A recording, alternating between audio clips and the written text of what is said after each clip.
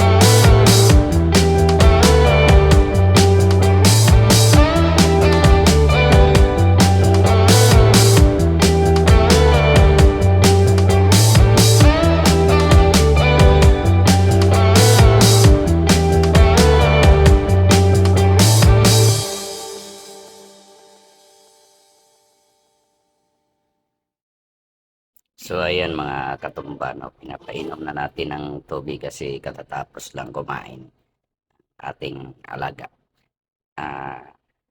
Ito pala mga katumba, no, itong Belgian Malinois, no, napaka matalino itong mga aso na to.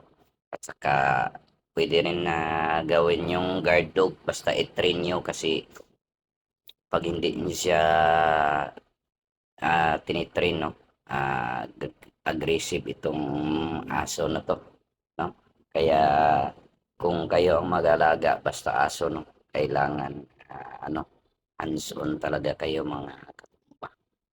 Kasi pag hindi mo yan makontrol, pag ma-distract, sigurado most especially, no, kung mayroong mga aspin na mga aso, grabe talaga pag hindi mo siya makontrol, aggressive talaga. So ito mga katumba, no, na natin to, ibalik sa kanyang cage si Sophie at saka si Lucas naman, kasi tuturuan ko si Lucas sa maglakad mga katumba. So please continuous watching until the end of my video mga katumba at para maaliw kayo.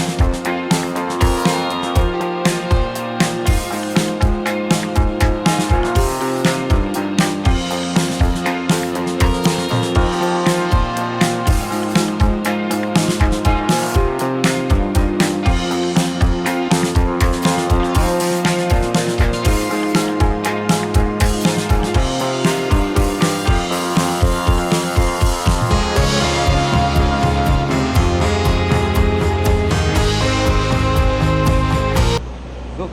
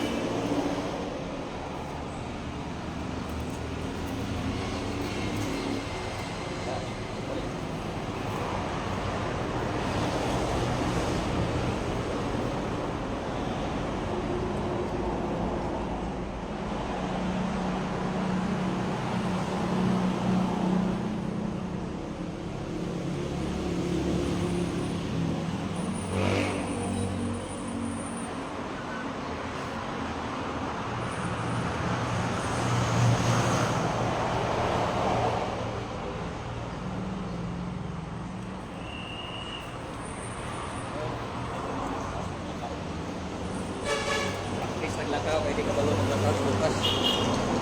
Ya ano pa, gasalmat.